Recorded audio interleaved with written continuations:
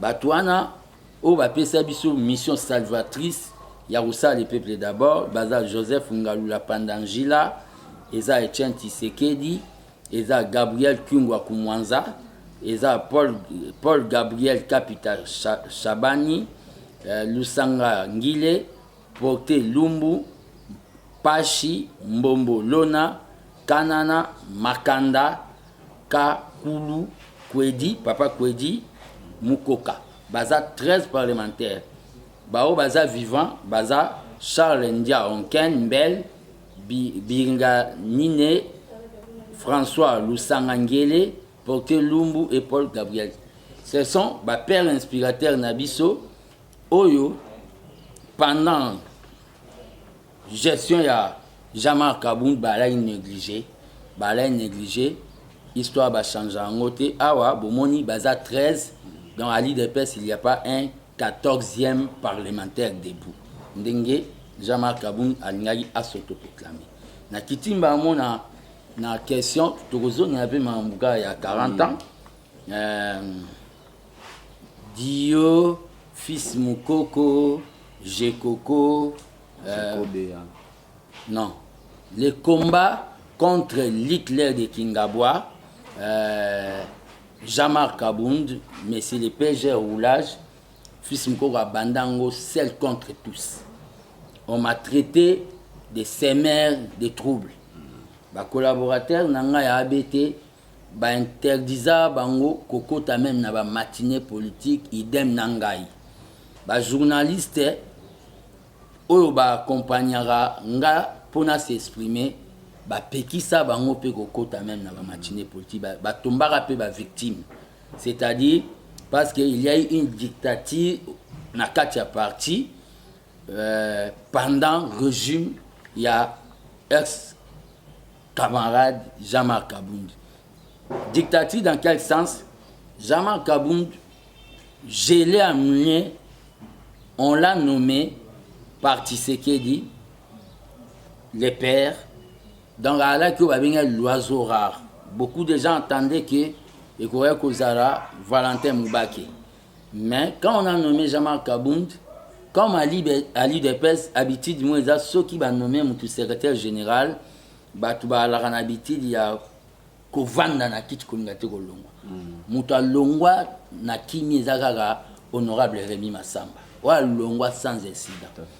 Donc il a fallu tout déboulonner Mavungu, que son âme repose un peu pour tout installer Kabound.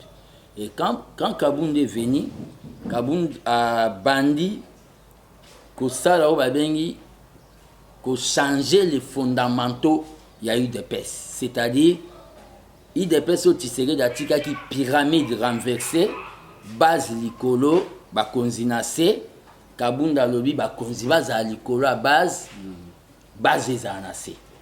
Kabound a eu changé au babengi matinée politique et communauté messe na Vatican. C'est-à-dire, Papa Gangi, Alléluia. Amen. Ce n'était plus le débat qui, mais c'est le président. Moi, je vois qu'au lieu d'une ville morte, sitting. C'était ça, selon Tshisekedi le père. Quand j'ai vu Babilo Koana, FCC cache, j'avais mal avalé. Toko au sanganabiso bato le peuple d'abord na bato Tindakachi. Bakabound tellement ba mona kiango occasion ya kokoma ba nouveau riche. Bajuja qui bon, basala mariage wana o epesi biso le côté et lié biso temps et ils m'ont mis dehors. Donc lelo eloko pour na zo tenter na question na elo ba combattant il faut ba eba et belé lelo ba komi ba anti Kabound mais lobinde ba favorisa qui est na ba bêtise na ba folie de grandeur na kotika parti présidentiel sans ba carte de membre y a donc ba favorisa qui est na ba makam na bango. Mais quand ils ont senti que Titanic est bani kozinda ba komi kozonga ba idéaliste combattant il faut boyer bango combat au fils ngo a mené.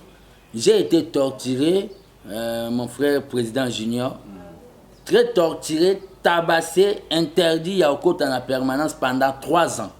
C'est-à-dire, n'a côté en permanence sans être notifié. Donc, combat wana victoire na lobaka na batuboye, il faut laisser le temps ceux qui mutualati masque, il faut aussi que le temps pour vous découvrir le visage. Lelo batuboye comprendre que on avait quelqu'un qui n'aimait pas l'UDPS, qui il faisait semblant d'aimer l'UDPS et le président. Et Kabound, pour Nangaï, il appartient déjà à l'histoire. Il appartient à l'histoire. Il a failli dans la mission, c'est un déserteur, Nakomba Etienne Tshisekedi. Il a failli dans la mission où Tshisekedi a fait ça, où il y a qui, il y a aussi unité à partir, il y a conquérir le pouvoir et à conserver. Alors, on lui peut monir. Il n'a plus l'aura de Tshisekedi. C'est pour cela nous avons profité de cette occasion pour nous battre tout au Bazolandaï, des fanatiques, des aveuglés. C'est-à-dire, souvenez-vous de Belchika, Narigini. Il a tenté, il y a Okangaï de Pes Narigini, mais les gens ont groupe moi, papa moi, balou, babali à Amboa, Narigini. Binope ba obozana na fanatisme. Il y a 520 gigas na Kingabwa. Sachez très bien que moto IDPS est à la limité. Donc, il est temps, Bozong en a raison, Boyaka UDPS pour un individu, les hommes passeront comme bateau na Tangi Baleka, Batiseke di Baleka, Joseph Ngalula Baleka, Fati passera, Kabunde passé, moi fils Mukoko je vais passer, IDPS ces années. Kabouya tu n'as pas cité. Bon, lui c'est un acolyte de Kabunde. Hein? Kabouya c'est un acolyte, c'est le corbillard, il y a tout un désordre na Katia IDPS. Donc, après Jean-Marc Kaboun, vous proposez qui? Ceux qui ont choix, n'a porté choix en tant que président AI. Vous proposez Nani? Parce que Bino Pibabi, ça bafoua déjà dans vos viola déjà constitution pour Mibeko, selon Mibeko, président AI, il faut ça à 3 mois.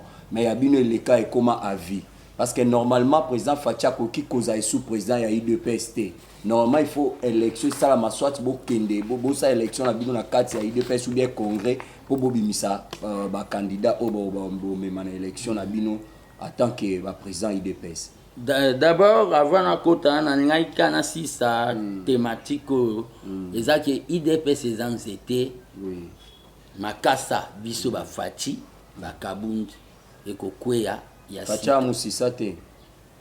va passer. Comme le Christ disait tantôt, c'est lui qui m'a vu le Père. Fatih va passer, il est venu comme membre simple à l'IDPS, à Matan normal comme président fédéral, à Mati secrétaire national adjoint, secrétaire national, secrétaire général adjoint, et tout ça, il choix comme candidat Nabiso. Poto kanisa quand même passer aux familles Tshisekedi ba monaka. Donc to récompensa bango, to consola bango. Vous comprenez? Donc après Fati, on verra autre chose. Le problème qu'il y a c'est quoi? Nous tous nous passerons sauf la base. Pour na magambo lobi il y a critérium. Oui. Il y a muto a go diriger IDPS. Proposition na yo néomona na IDPS ça pouvait être na koki ko tanga ba personne te so na bina tanga batu na olobanga moko parce que j'ai tout un projet au milinga yo moko non non vous savez moi je suis secrétaire national membre de la présidence du parti. Oui. Fils Mukoko est nommé par les pères à Olamukasus des fois nommé Batumisus. Il nous a nommé avec les Kabound et les Fati. Alors la Mukate pour nommer Batumisus. Batumisus Bazela, président Baoya va nommer. Donc biso toujours moi privilège. Le problème est que ceux qui n'ont pas tanga batu, d'abord moi-même parce que na kota IDPS n'a déjà 16 ans, je suis comme un poisson dans l'eau, je peux bien diriger l'IDPS. Ils ont en mathématiques. Na mona na ngape secrétaire général il y a eu des personnes à sala avion té ezaka ko sala ba bengi gestion ya ressources humaines ya bato mais ceux qui n'ont pas appelé ça critère, il y a moto à diriger IDPS. Ils ont dit que il faut un moto, un bureaucrate, technocrate et administratif. Donc, malgré que j'ai IDPS que bino ba combattre surtout mingi batangité.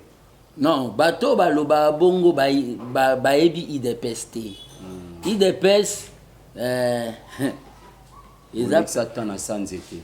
Na sanzete wana to ana capacité intellectuelle ko le kabato batanga na Louvain. Vous comprenez? Na sanzete wana ezao babe université ya Tshisekedi to aba licencié na communication, to aba licencié na sociologie, to aba licencié na droit. Tu as licencié en sciences politiques, tu as licencié en relations internationales. Kende na sans été autant la analyse ya batu ba osala au comprendre que ils ont intelligence c'est l'intelligentsia où ils ont sans été. Na habité kotanga soki bino bomona kotanga eza français. Non. Na Chine basala jamais ba réunion en français. Et ce qui freine baloba kana bango ba français baloba que traduit c'est trahir. Le fait que on traite les choses en français ça freine des fois la sagesse soit africaine et bima. Ya ondo monara na présidence à parti na côte sara lingala.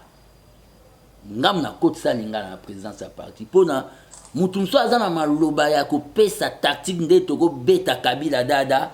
Mais ayebi français té. Mais Kabila est déjà parti. N'importe, j'ai dit, n'importe. L'adversaire de taille Nabino, c'est comme César Fayoulou pour le moment. Fayoulou,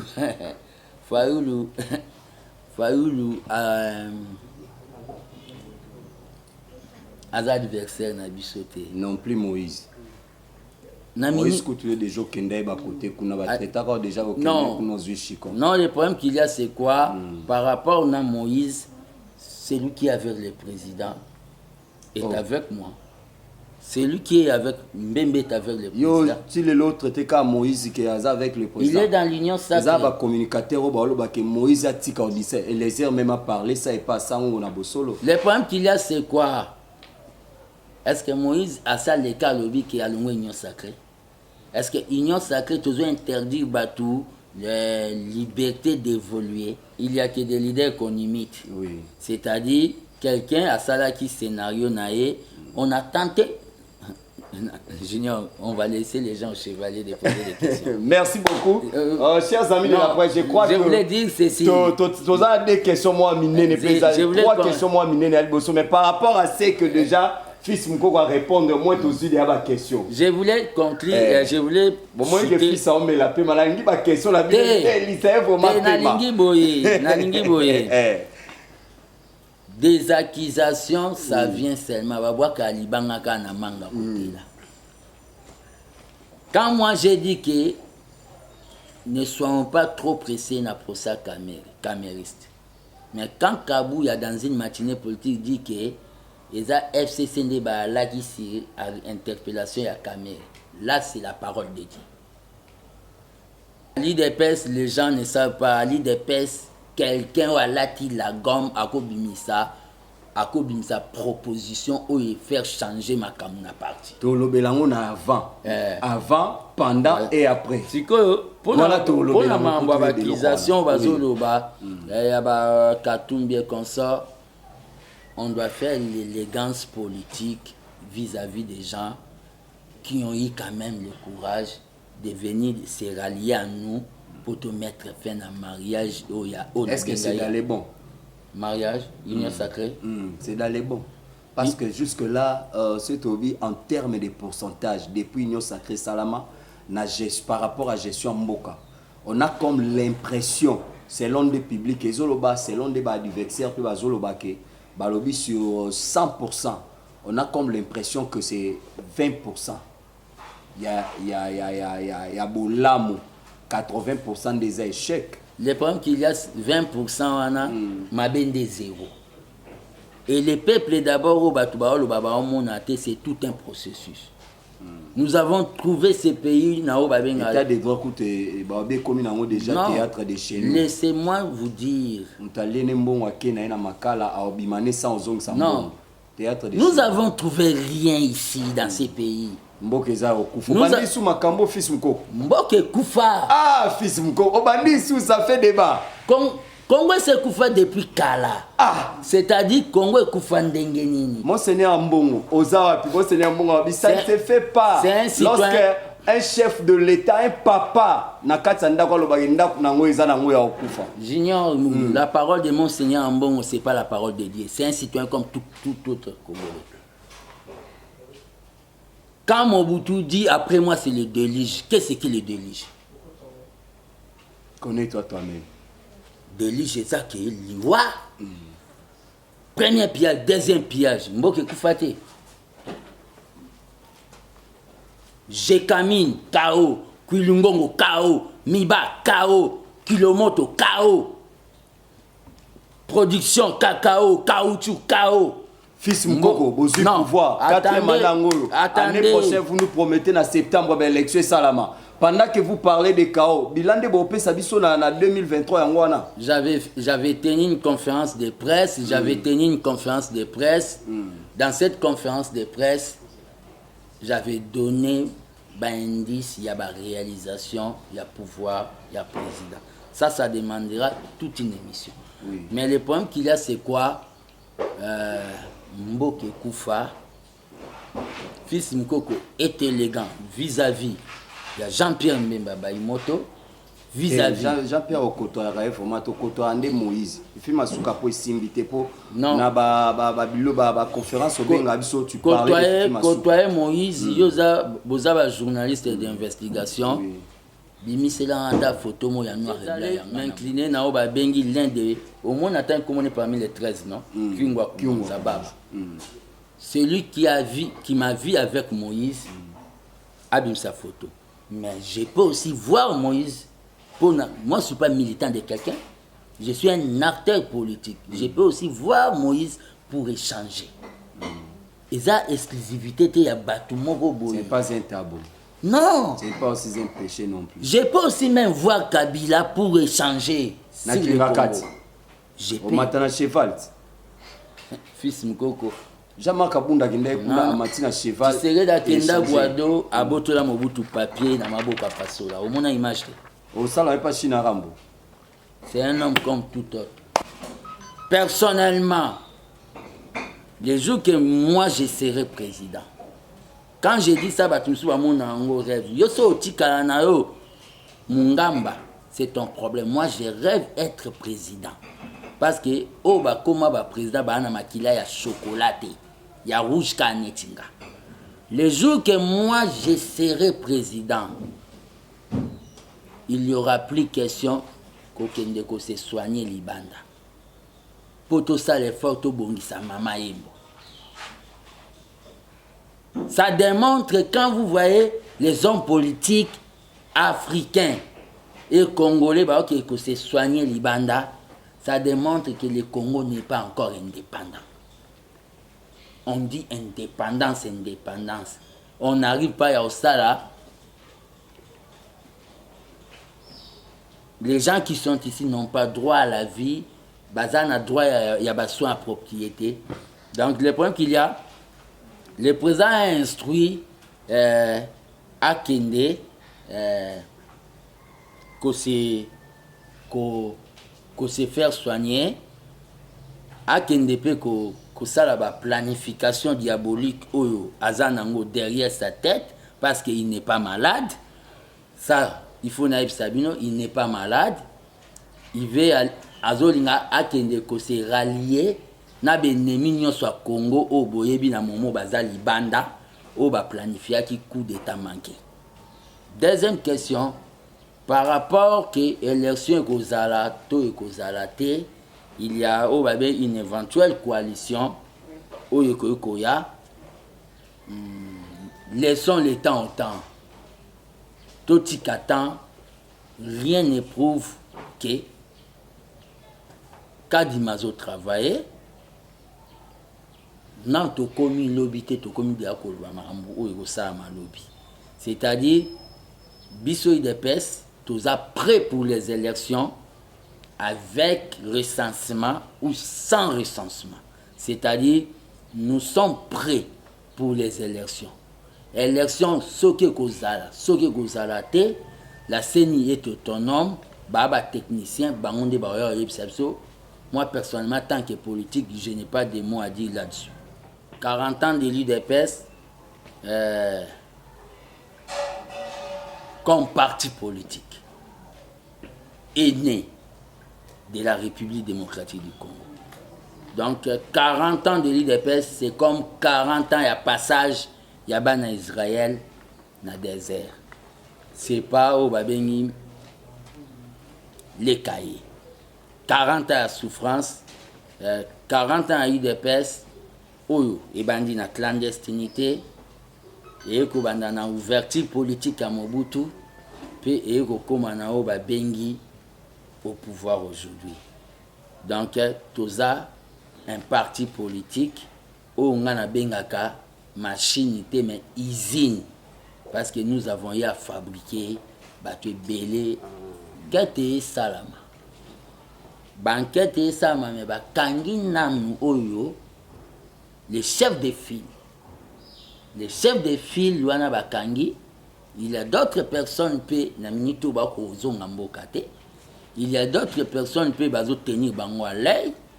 On ne peut pas paniquer population.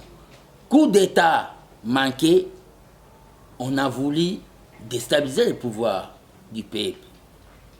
Comment fait-il un président de la République, il fait ça à 5 tours l'icolo, va interdire Kokita.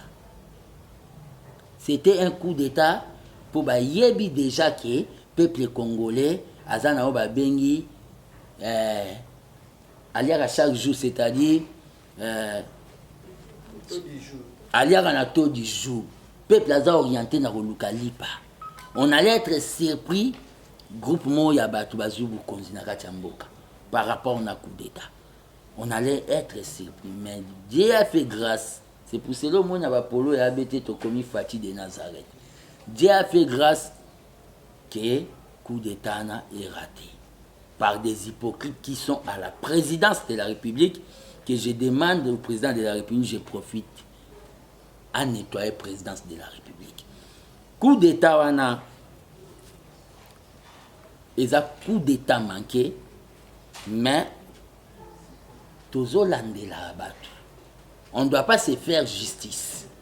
Tozolande la batu. Soki batu balingi ke tosande Mobutu abanda osala ki coup d'état pa bazui junior badiembiki na pongabi biso tosala ngote. Totikeli justice basala makambo wana pona mambo ya coup d'état, mais nazo profiter na occasion tant que gardien du temple peuple congolais zala vigilant.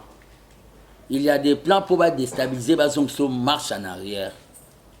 Le jour que Bogora qui est un groupe des individus mal intentionnés balingi ba s'accaparer na pouvoir oyo ya yo peuple bima na nzela barrer bango route. Bima na nzela rapidement barrer bango route. Bako se retrouver comme les tanga mai na kati nzungu ma famille et nous allons les anéantir. Je le dis, celui qui va tenter le coup d'état dans ces pays, des peuples congolais ameni a opesa ameni maboko pamba a opeso babengi visa ya mokonza mboka ya life. Soka somba kango mon office mukoko a socialiste na souhaité soki na la conseiller na ngana ipsa somba ambulance parce que tout le monde va faire quelque part ba même avoir la descente batu bakufi quelque part na Congo ba même ba on a babisa salité d'esprit des morts mutu kana na yebite so bakabeli mais ceux qui présent somba kango ngana conseiller na website présent ko somba ngote somba ambulance 49 999 $. Le problème qu'il a c'est quoi à part ça les souches makambo ba député ba olinga ba boma ministre de finance pour na bakar soki ba nommé junior président Seni a continuer équipe ne bakar asika oh donc o ya kala na bakina on ndako na bango ba nommé ngai pe ngape na koti bakar asika mais Congo to na ba ambulance te yoka ba montant ba frais de fonctionnement vous n'avez pas même honte Il y a qui sont dans ma toile à Congolais. Frais de fonctionnement milliards. Les Congolais vont souffrir. Bisou bangamba na bino. D'autres choses, et ça, on a pouvoir, j'ai dit ça tant que gardien du temple de la démocratie. Et Metara Amatiseke dit mal à l'aise dans Mozolé. Ma kamso salama. Et toi, Madame Patricia, c'est à délit d'épaisse. Oh, le capot bandolo bia mamba voiture. Yo zangi voiture, oh, que ne servi peuple.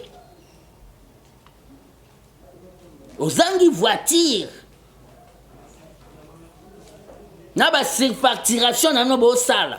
Et les gens qui disaient que Kadi mettait des lits d'épaisse.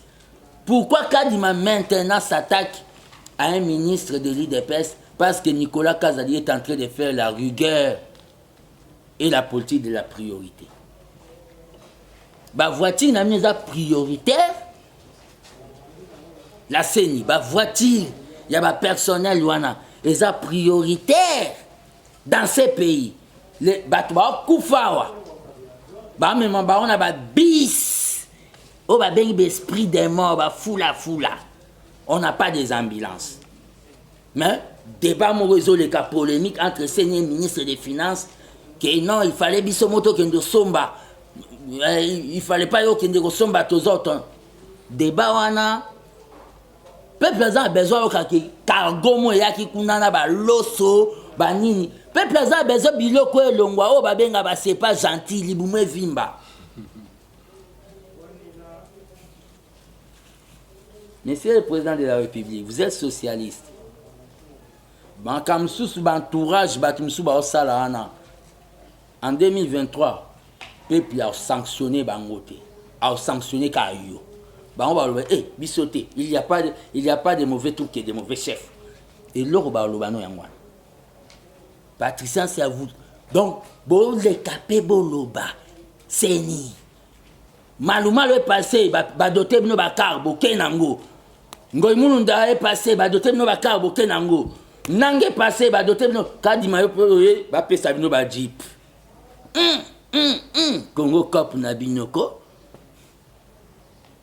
So ba jeune netinga ba la ta sana Congo mais bateau ba mi mona ka bango nde bango mais tout sto vida ba.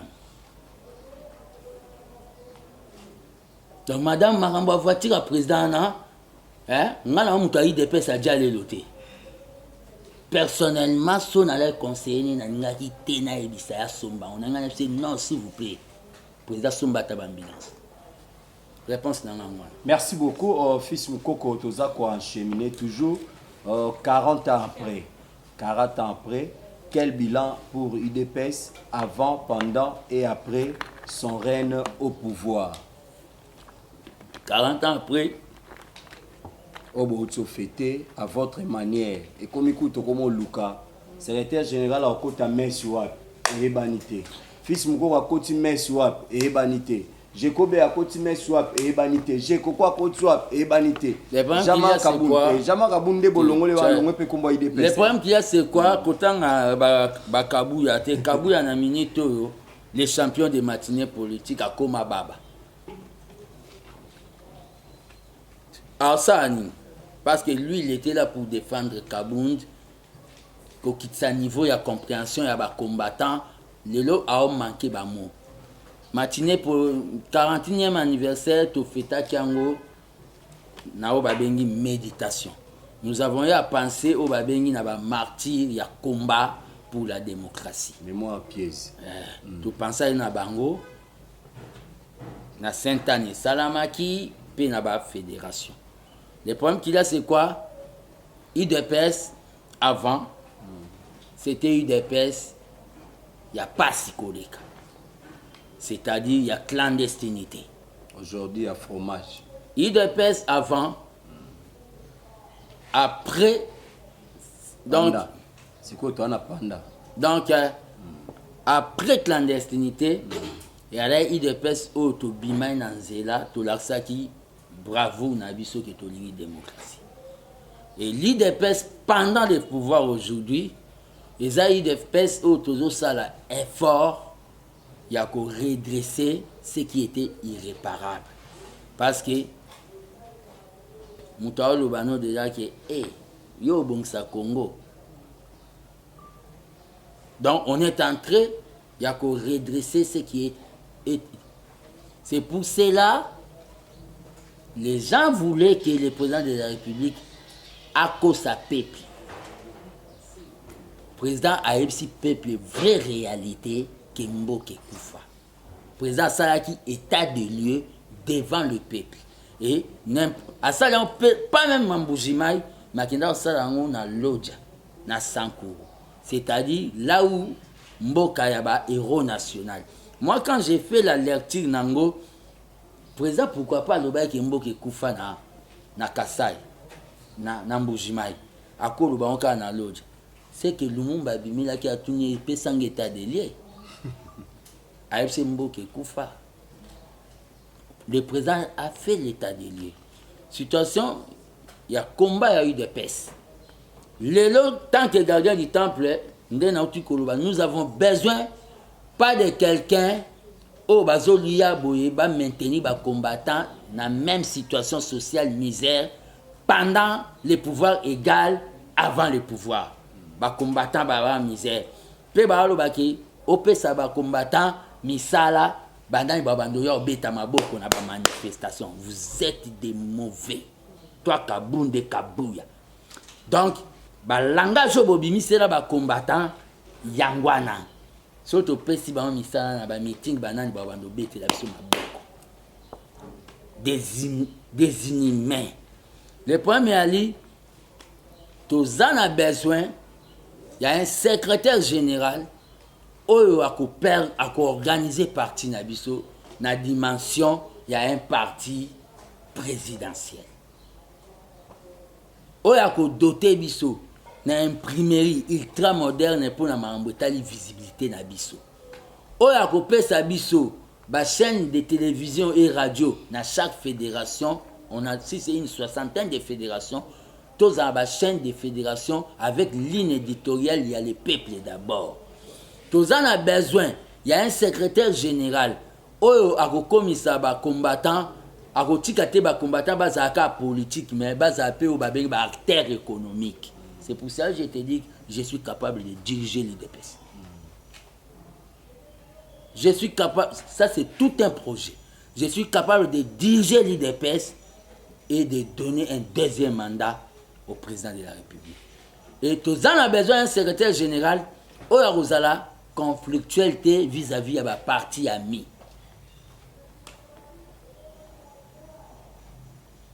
Dans la parenthèse parce que Nazan appelle qu'il faut la bimisanios. C'est-à-dire par rapport à l'union sacrée, tout le monde de l'union sacrée, jaune de l'union sacrée, rouge de l'union sacrée, chocolat de l'union sacrée, il faut besoin télévision, radio, bâti, caméra. Moi, j'ignore, j'accepte d'être membre de l'Union sacrée. Tout va gérer, ça la charte au Kabouya, na Kabundu, blokaki, que on reconnaisse qui est de l'Union sacrée. Eshima, votre magazine qui bat au rythme de l'actualité. Une réponse à vos besoins en information, un éclairage dans divers domaines. Impartial, documenté, instructif. Eshima, au cœur de l'info. En exclusivité, édition spéciale Inspection Générale des Finances. Jules Alinguete Key, les shérifs des finances publiques. Jamais dans l'histoire de cette institution, 34 ans durant, l'opinion nationale et internationale n'avait autant parlé de l'IGF. En près d'un an et demi, le shérif des finances publiques, avec le concours de ses différentes brigades, a enchaîné des audits et des contrôles des finances et des biens publics, des enquêtes, inspections, vérifications, contre-vérifications et des surveillances de toutes les opérations financières, tant en recettes qu'en dépenses, du pouvoir central, des provinces et des entités territoriales décentralisées, ainsi que des organismes ou entreprises de toute nature. Et Shima Magazine fait un coup de projecteur sur les actions d'un homme qui a révolutionné un service jusqu'hier inconnu du grand public. Expert comptable agréé, spécialiste en fiscalité et expert en matière de climat des affaires, l'homme qui supervise et coordonne le programme ponctuel des missions de l'IGF connaît tous les rouages des finances publiques. Retrouvez également l'interview exclusive au travers du micro de Thierry Kambundi. L'impact des missions de contrôle et d'encadrement sur la trésorerie de l'État et ses entités.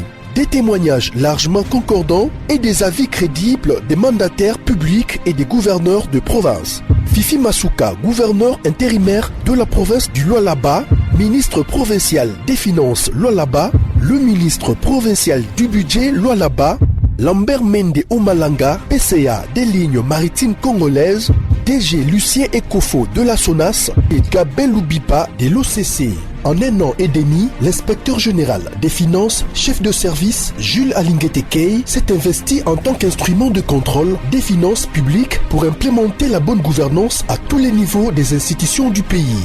Focus. Barnabé Mwakadi Mwamba accompagne la vision de Félix Tshisekedi dans la maximisation accrue des recettes.